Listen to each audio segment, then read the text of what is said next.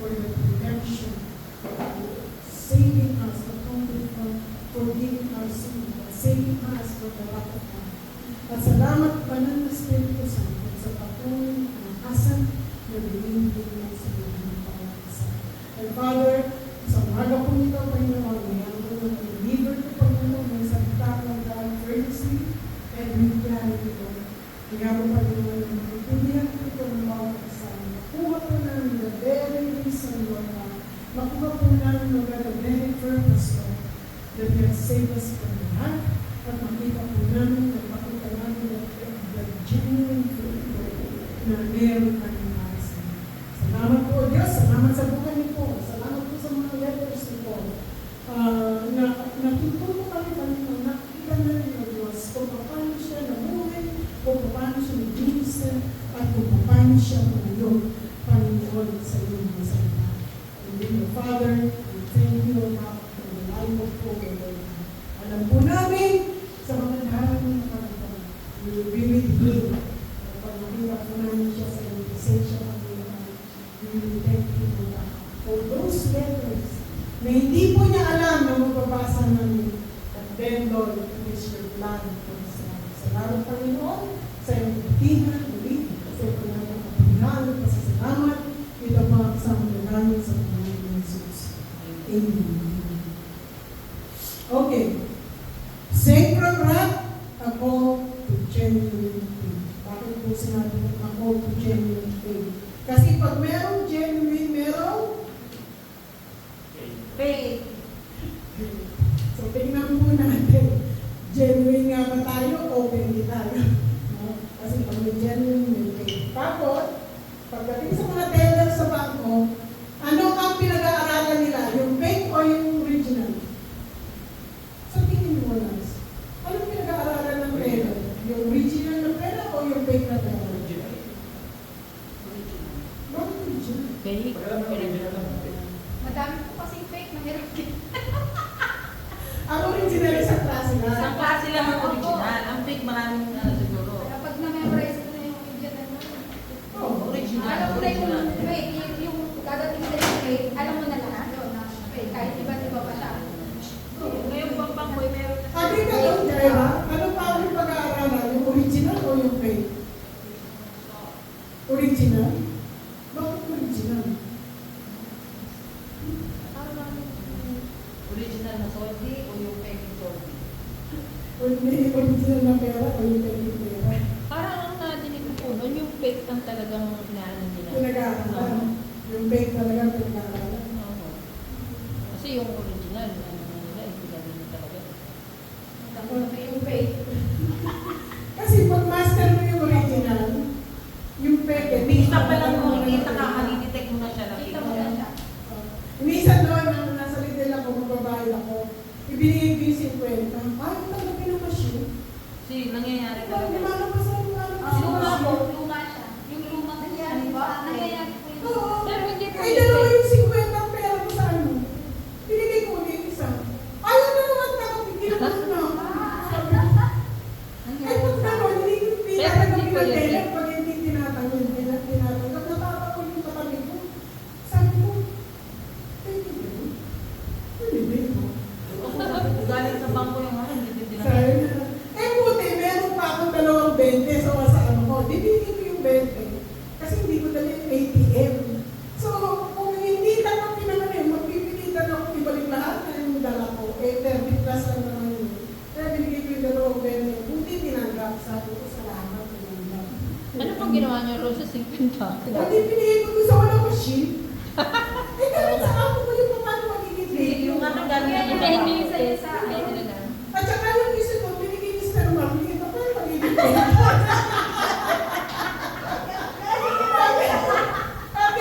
Sabi, babalik ko kay Samuel, ay sabihin ko, sis, fake it daw to. Sabi sa Lidl, ayaw tanggapin ng machine. Galing mo yung sa kabal? Hindi ko pwede. Kasi luma yun. So, pag alam po natin ang original, alam natin ang okay, Thessalonians, ang author po nito ay si Paul. Slide please. Ang author po nito ay si Paul. Sinulat ko po ng AD 51 sa Corinth. Nasa Corinth po siya, sa second missionary journey si Paul. Ang Thessalonica po is a city capital po ito ng Roman Macedonia. Macedonia is a province. Ang nandyan is Philippi, Thessalonia, and Berea. A Roman capital, ang Thessalonica, a key commercial hub. Kasi yung road niya is yung dakanan talaga, yung major road ng Roman. Culturally diverse. Greek, Romans, and Jewish minority yan po sa Thessalonica. Next slide, please. Ang recipient niya, the church in Thessalonica, composed primarily of Gentile converts. So, karamihan ng converts po na nasa Thessalonica church ay mga Gentile. A young church facing persecution, yet growing in faith, love, and hope. So, very young church. Sabi nga po nila sa kanyang devotion, there's three Sabbath. Hindi kasi alam sinabi doon sunod-sunod na Sabbath. Sinabi lang doon, 3 Sabbath sa kanila. So, some commentator says na it is a scattered Sabbath. So, maybe Paul, nag-stay po siya dito more than a month, mga 2 months or 3 months. Kasi may sinabi siya dyan na is laboring. Nakita nila na nagtatrabaho si Paul habang nag-minister sa kanila. But then, still a young church facing persecution and growing in faith, love, and hope. Bakit po sumulat si Paul sa kanila? To encourage them, dahil na narinig niya yung kanilang suffering, pero nagpapatuloy pa rin sila. To clarify some issues, yung sa second comment po, yung about the death, kung nasaan sila.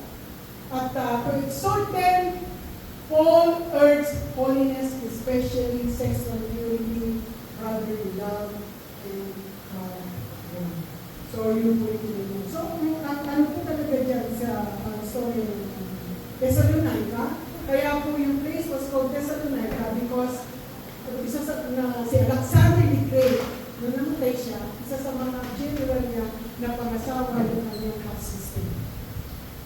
Ang pangalan ng kanyang half-sister is Thessaloniki. So, in honor of the wife, yung lugar na yan ay pinangalan niya sa kanyang asawa na kapatid sa Thessaloniki.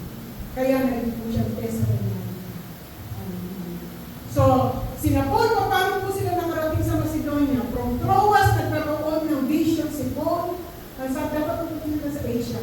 Pero nanaginip siya, sabi nung sa panaginip niya, pumunta kayo sa Macedonia at tulungan niya. So, because of that call, nag-travel po si Paul at saka si Silas sa Macedonia. Ang unang port na napuntahan nila ay ang Philippi. So, alam po natin nangyari sa kanya sa Philippi. Ang nangyari po kay Paul niya sa Philippi dahil pinalayas niya yung demonyo sa isang nangungulang babae. So, yung amo niya nawalan ng capacity to earn. So, ginawa ng amo niya, hinikayat yung maraming tao para tulisain si Paul. And because of the mob of people na nakapalibot kay Paul at kay Silas, they beat them, binit nila, and then because of that, pinakisan sila ng against Caesar. So, pinakulong po sila. Pero bago sila kinulong, ginagupit muna sila. 39 years. Si Paul at saka si Silas. Nung bugbog sarado na sila, at saka sila dinala sa kulungan. Ngayon, kung tayo yung gano'n, pagdating mo sa kulungan, nagreklamo ka. Baka ako sinasyon. Pagdating sa kulungan ni Nas, pagkatapos siya bugbog sarado, wala ka na yung black eye Mr. Mari, sampol lang yun. Meron kang ganun black eye sa lahat ng pati ng katawan mo. Tapos, pag nasa kulungan ka, at itinapon ka sa kulungan, siguro kung nasasabihin mo, why Lord? Bakit ako ba? Why Lord? Bakit ako? Naka-chain pa sila dyan eh. Yeah, naka-chain sila dyan. Si Paul at si Silas. Why Lord? Diba? Tama ba ako ninyo? Hindi ka magreklamo? Hindi. So, kukunin yung kagawin kita, yung sa kanila, Eh, masakit na yung katawan niya kasi sarado na yun eh. kaya nga. Sakit ang katawan mo. Oo.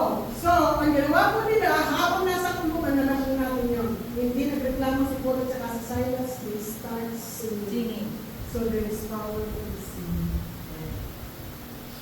Kapag tumulog ka, ako depress ka, sing to the Lord.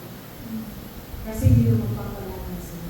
And because of that, lahat ng mga pintuan, so kapag pala umaawit tayo, lahat ng saradong pintuan, nabubuksan.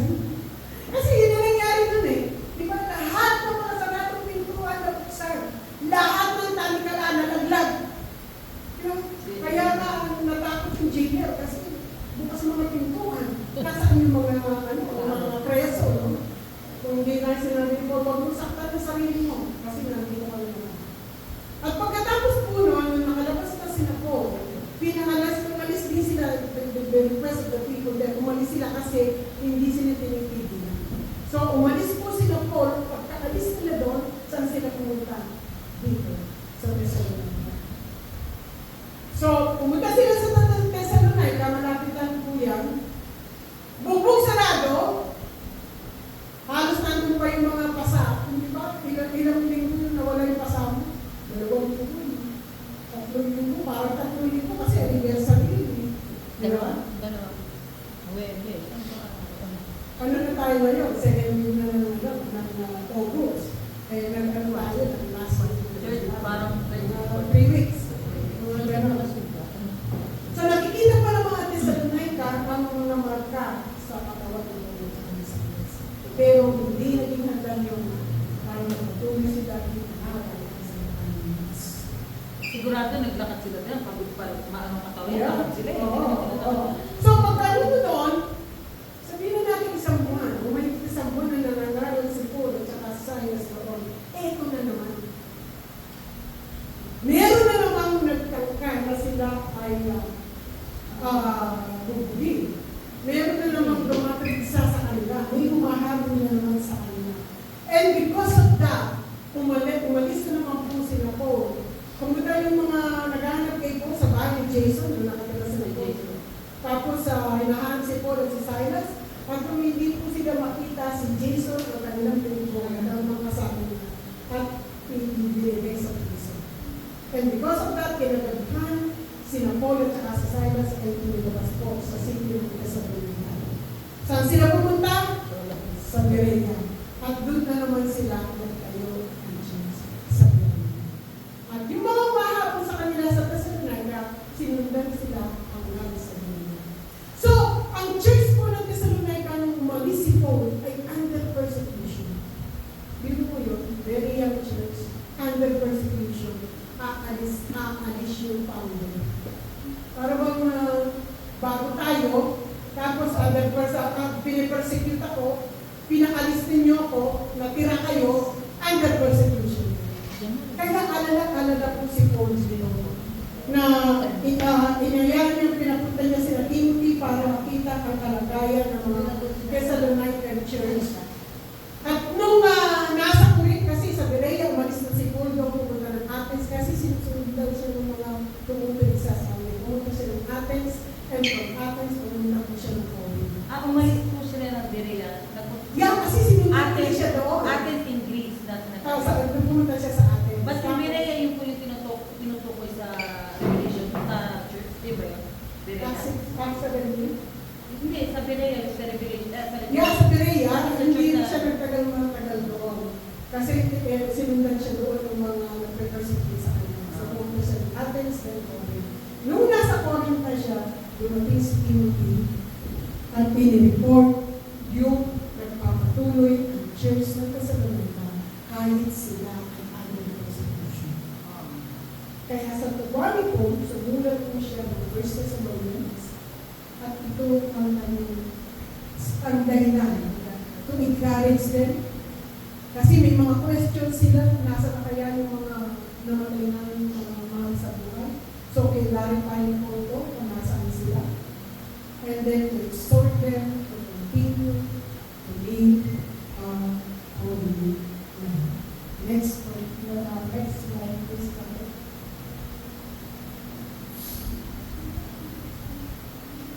Nakikita po ba? Kita po. The Apostle Paul reminds the believers in Thessalonica that salvation through Christ is not only freedom from sin, but also deliverance from the coming wrath of God. So dito daw po sa Thessalonica, pinaliwanag nito sa kanila na ang ginawang redemption ng Lord sa kanila ay hindi lamang para mawalan sila ng sala, but to deliver them from the wrath of God. Ngayon, pag-usapan po natin what is God's wrath? Ano po yung uot ng Diyos? Kaya nagano po po dyan para kami. Ang sabi po dyan is, uot ng Diyos, ito ay ang matuwid, banal, at makatarungang galit ng Diyos laban sa kasamaan at kasalanan. Hindi ito padalos-dalos o bukso ng damdamin gaya ng dami ng tao. Nagagalit tayo sa yung nararamdaman natin kaya tayo nagagalit. Pero ang Diyos, hindi po siya basta nagagalit. Medyo malalim na po yung po. Compare sa galit. Kesa sa galit, mas malalim yung buo. Ano kayo ba ng buo ng galit? Kasi pagpupuon na yung makakapatay. Makakapatay. Pero yung galit, hindi masyado. Normal. Pwede yung pag-controlin. Mabilis mawala. Papatay ko talaga yun. So, sabi dito, hindi ito padalos-dalos o bugso ng damdamin. Napuputan ko sa hindi tayo bugso ng kanyang damdamin, no, na out of urgency na mental na kung bakit siya ito para magaling. Hindi ito padalos-dalos. Ito ay bunga ng kanyang kabanalan at katarungan, hindi maaaring mapalampas ang kasalanan. So ito ay hindi maaaring magpalampas ng kasalanan. So ang punto po ng Diyos ay bunga ng kanyang kabanalan at katarungan. So the wrath of God, it is because God is a just and a holy God. Hindi po siya basta nagagalit, basta wala lang, gusto ko lang magalit hindi na may basehan po ang galit ng Diyos. Ang example po ng wrath of God sa ating sa Old Testament is yung blood of Noah. Yung blood of Noah. Makita po natin dito, pinakita ng Diyos ang kanyang uot nung dunamin niya ang mundo at nag-reserve lang siya ng walang tao. Diba? Nakakatuwa po yun. Tignan po natin. Our curtain is crossing over greater season. For greater season, crossing over for greater season. Sabi po natin, 8th year anniversary, number 8 is new beginning. Diba?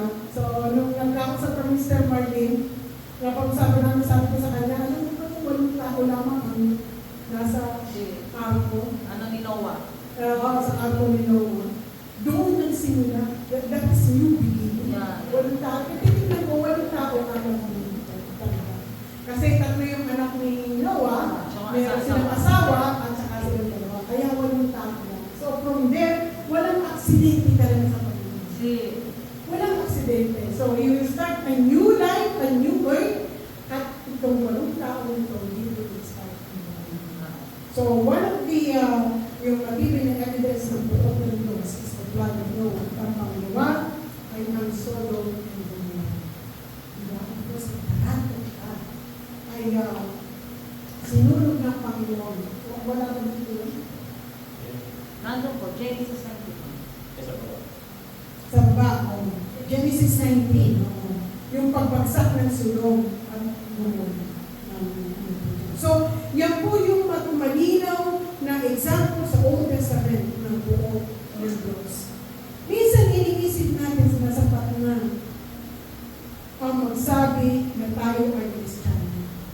sinabi ni Jesus na makikilala ang tunay na anak ng Diyos sa kanyang pamumuhay. Ang buod ng Diyos ay tunay, ito ay darating sa mga tao na hindi sumusunod kay Kristo. Tignan po natin, lagi po natin ito, akala natin, pag tayo ay Kristiyano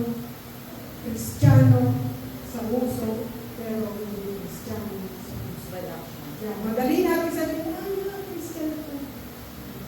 But then, makikita ko sa mga Christians.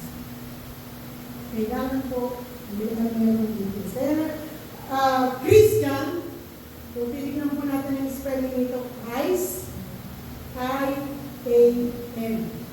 Christ plus I-A-N. Christian. Ang ibig daw po sabihin ng Christ, I-A-N, I am nothing without Christ. Without. I-A-N, I am nothing without Christ. Kaya po, nang-real born ng Christian. So dito po sa Thessalonica, sinabi po ni Paul dito yung tatlong uri ng tao. Next slide. Una, uri po ng tao ay ang tunay na Kristiyano. Kagaya po yung sinabi ni Paul sa 1 Thessalonians 1:9. Sino po itong tunay na Kristiyano nito?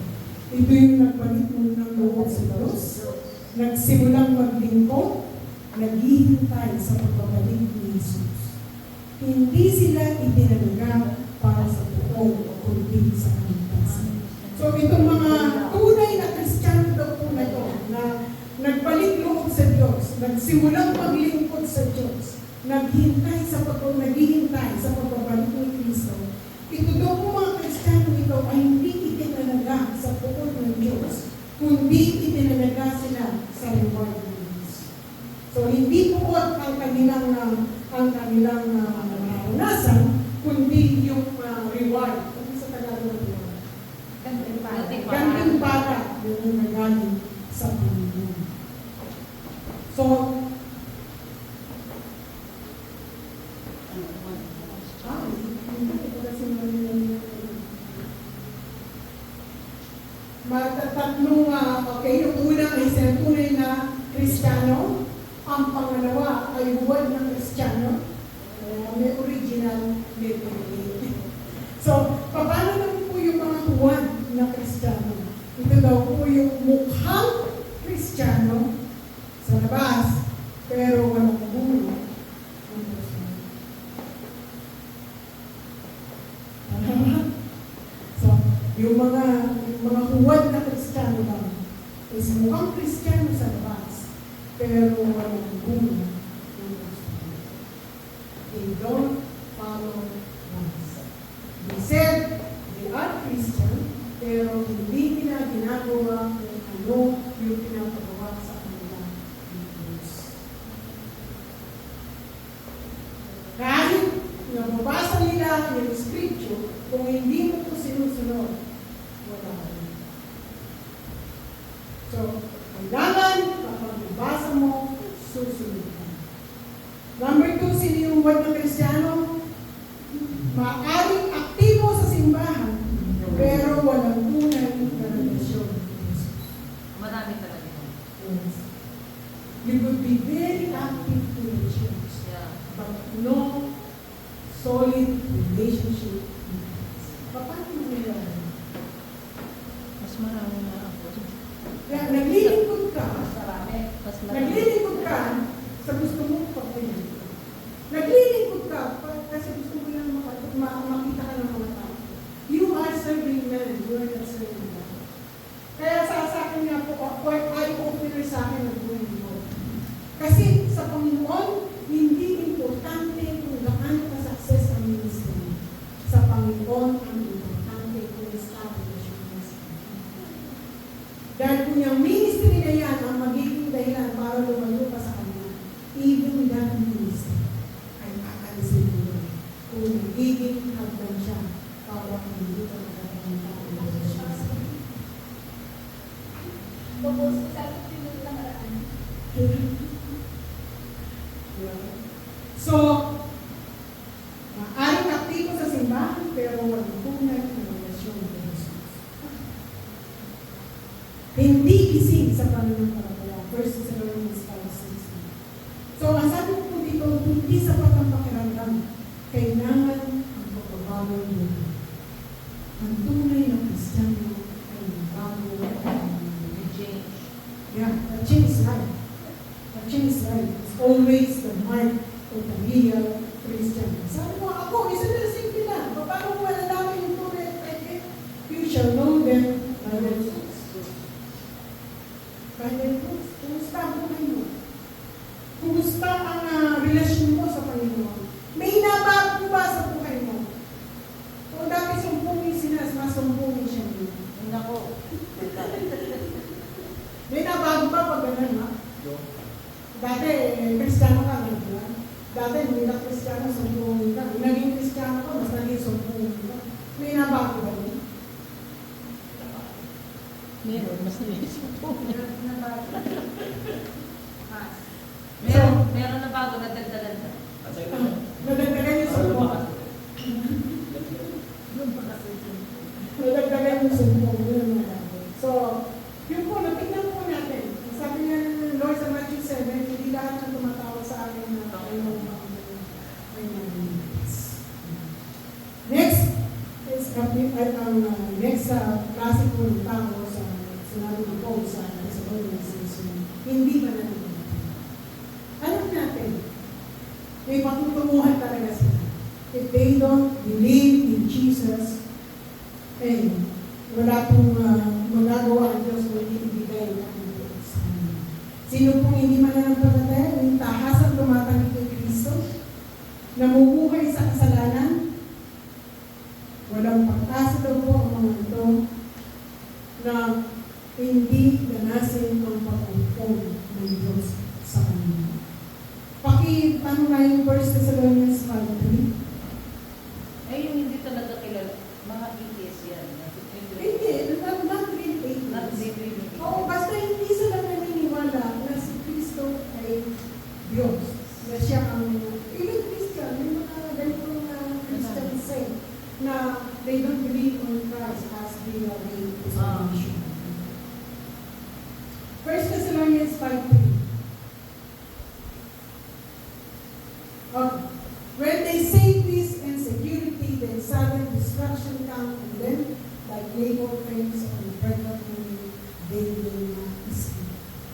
So, ito daw kung hindi nananampalataya sa kanyang Panginoon Jesus, they will not escape the wrath of God.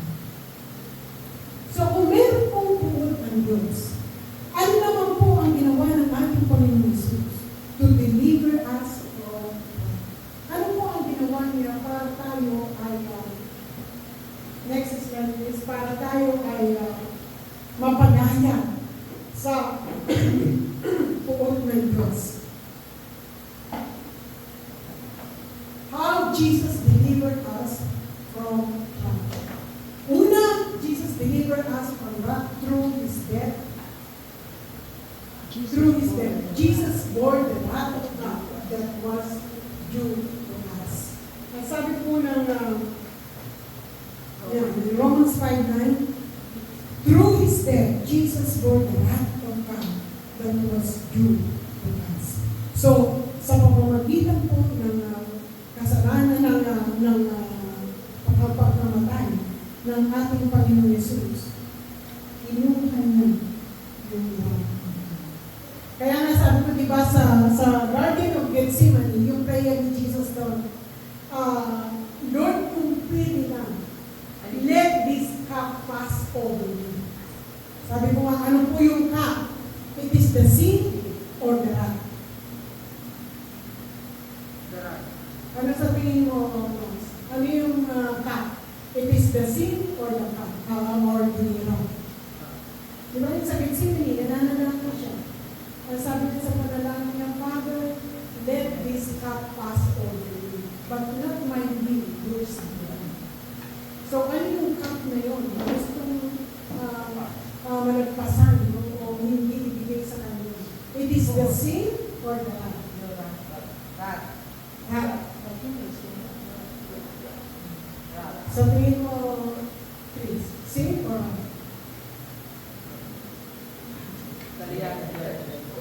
Ha?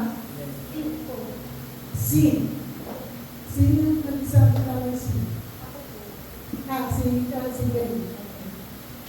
So, kasalanan. That is yung cat is kasalanan. Hindi siya raw. Bakit siya? Nababago siya tao. Kaya po, ewan po. Kasi, paano kasi?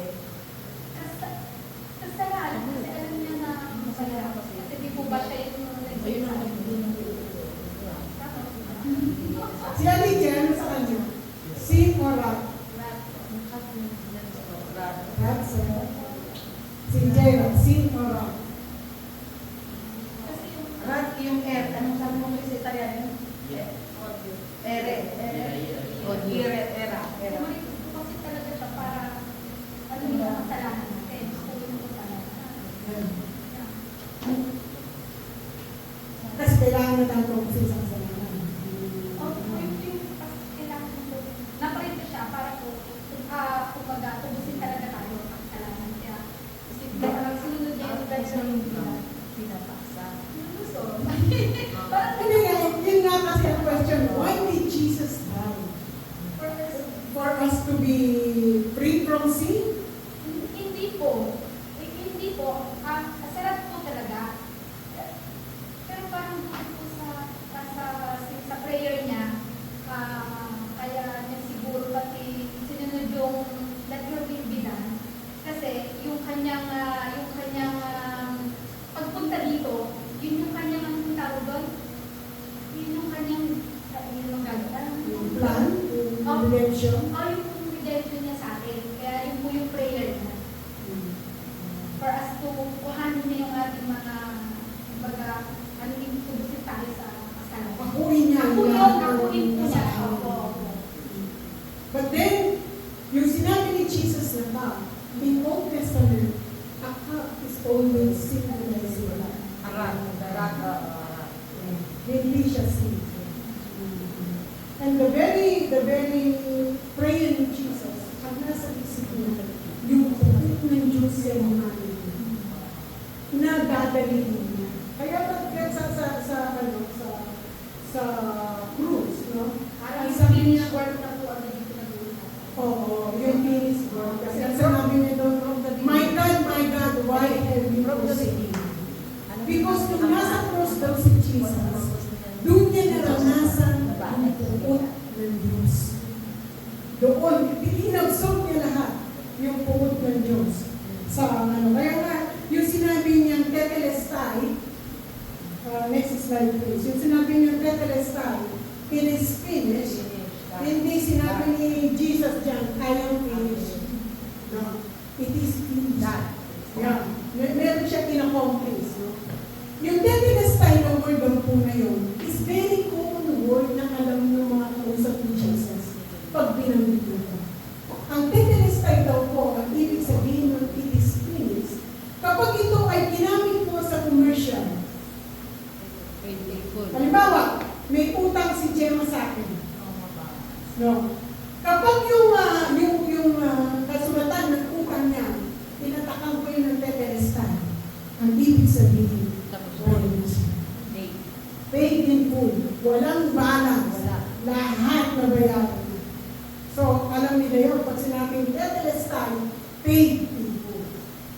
Parang yung, pag nag-aaral ka, pag sinabing graduated, tapos ka na. Di ba? Tapos na. Kagaya niya, graduation. Graduated na siya. Tapos na siya. Ibig sabihin, tapos na. No? Wala nang natira pa, natapos na lahat. Kapag daw po ito ay ginamit sa court, pag sinabi sa court na tetelestai, ang ibig daw po sabihin ito, sentence fully served. Nandun ang verdict. Yan, nandun ang final verdict na lahat ng ginawa niya, mga dapat ng punishment, lahat tapos na. Sinerve niya ito. So, ang ano po dito, meeting justice was satisfied. Di ba? Parang clear. Wala ka nang record. Wala ka nang nagawang kasalanan. Tapos na, napapayaran mo na lahat. Pag sinabi daw po ito sa court, pag sinabi ng court,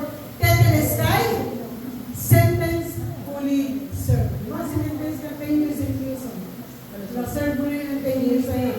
Kaya nakakad nila yung release mo ng tetelestai. Finish. At pag sinabi daw po ito sa militaries 7, ang ibig na po sabihin ng tetelestai is mission. Tapos na. Kaya po, pag binugulo ka ni Satan, sasabihin mo sa kanya, tetelestai. Tapos ka na.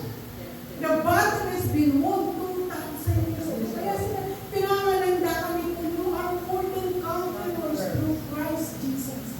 Dahil matagal nang pinagbayaran ng Panginoon. There is now no condemnation in Christ Jesus. Bakit? Dahil binayaran na ng Panginoon. Ang sabi po sa salita ng Diyos na ang lahat ay binayaran na ng Panginoon. Even yung mga battle natin, tapos na. Kaya nga sabi ko, we fight not to win. We fight because we are a winner. Ipapakita natin kay Satan na natin na tayo ay nananalig. So, paano po tayo diniliver ng Lord from His wrath through His death on the cross? Up lang yun. The full talagang witness, talagang makikita natin yung full victory, and we will not suffer this wrath is when Jesus resurrected. His resurrection guarantees that we are justified and no longer condemned. So yung resurrection po ng Panginoong Jesus, ito po yung nagpapatunay na tayo ay talagang tinatawag ng Diyos. So mahalaga yun. Dahil sa lahat na namatay, hindi, kasi si Lazarus namatay mo rin yung buhay. Kaya, may mga pinatayo din si Elijah, at si Elisha, na buhay na patay. Pero ito mga namatay nito, namatay rin. Si Jesus, siya lagi namatay, muli na buhay, na hindi namatay, na natiling buhay. Kaya nga, yun ang ano natin, siya lang yung namatay at nanatiling buhay. Hindi siya namatay. Kaya po yun yung power ng resurrection. That even this flesh will die. Mabubuhay tayo nito kasama ng Kristo. So, tingnan po natin. Sa tatlong uri ng Kristiyano, o sa tatlong uri ng tao, nasa po tayo nito. Sa wala ay din sa pangalawa. Yung Kristiyano sa puso, pero hindi naman nakikita sa buhay. So, bilang conclusion ko po, sabi ko po dito sa our response, waiting for the Son. Tignan po natin yung parable of finance, yung parable of finance. Ang sabi ng Lord sa mga servant niya, occupy till tapos binigyan ito ng 10 minus, 5 minus, 1 minus. So, dalawa, ginamit nila at nag-multiply. Yung isa, ibinabon sa lupa at ibinalik kung paano nilagay sa kanya, ibinalik sa kanya. Pero ang habilin po ng kanilang master is occupied till. Kailangan may gawin sila hanggang sa dumating muli ang master. So sa atin, are we occupying till?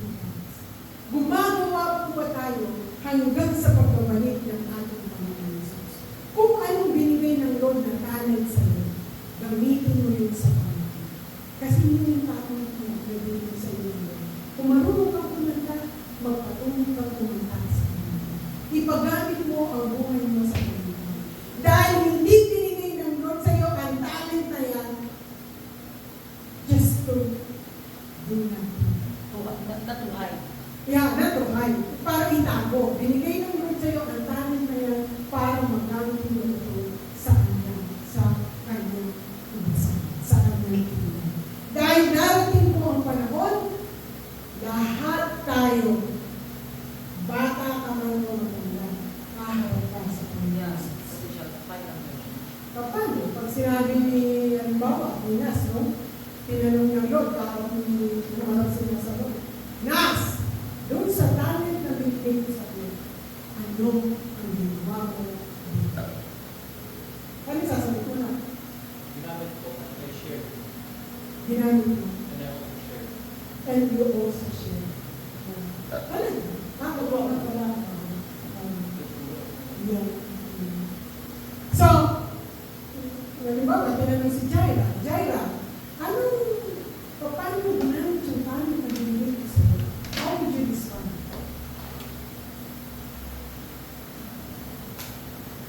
Wala, kasi hindi mo pa siya nagkailangan. Then, ginamit ko.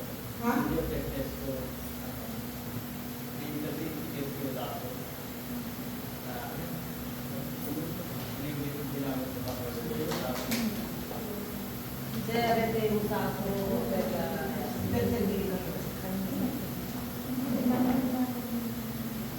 You can say that you have already. I mean, may ginagawa ka na sa Panginoon. Like you're singing here. Like yung ginawa ng movies, the angel. Those are movies, but they have the things. Na lahat ng gawin mo na sa Panginoon, whether it is small or big things, it is big. You could always say, hey Lord, nung anniversary ko kami, gumawa ko kami ng sa angel. Para po ipamigay namin sa kanila, the same thing. So, it's really, sabihin ng iba, small things, pero sabihin ng Lord, but it's really big. Even praying to others, nakasama din siya ngayon. Oo, and even yung nag-arrange na lang ng chair. It's serving. You're serving God. At even yung pagdala ng pagkain, it is also a service. Pag you pray ka ng pagtulong, ay kapulatin tayo sa It doesn't need to be big to serve God. Even the smallest things are not appreciated. How about si Alice? Pag pinano ba si Alice, may sasabihin ka, may sasabihin ka, what have you done with those things that you gave us sa'yo? right now.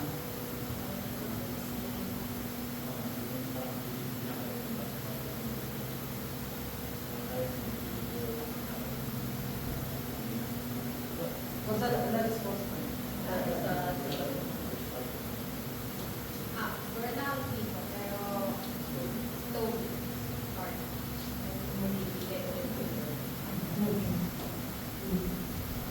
So, halimbawa kay Sir Anon, na naging Sir Anon, nakausap ng Diyos, pinatanong siya, pinagaling kita. So, ano naman nagawa mo sa kagaling? Marami na. Anong masasagot ko doon? Anong masasabi mo sa doon? Meron po akong nagawa. Share po ako na, yung pulakas ko Nag-ano ka, nagtutulong siya yung Tutulong China. ako. Sa part of na we are serving God. Yun naman kay Lord, hindi mo magmasakit kasi ko lang So, everything that we are doing to God, really, God sees it. Wala po tayo nasasala. No? Our neighbor, sa verse 20, our neighbor will never be. So, conclusion, sabi ko dyan, Paul connects salvation from wrath with a posture of hope, waiting for Jesus. Our blessed hope is really to wait for the return of Christ. Our confidence is not on our works, but in Christ who has secured our salvation. We live with readiness, gratitude, and faith, knowing we are not appointed to wrath, but to life. So, kaya po, mananatili po tayo sa presensya ng Diyos with readiness na maglingkod sa Kanya, with thankfulness, with gratitude, and faith. Alam po natin, knowing that we are not appointed to wrath, but to life. Tayo po ang ginawa ng Diyos upang magkaroon ng buhay na walang hanggan. Isa, sa tayo po nakatulong.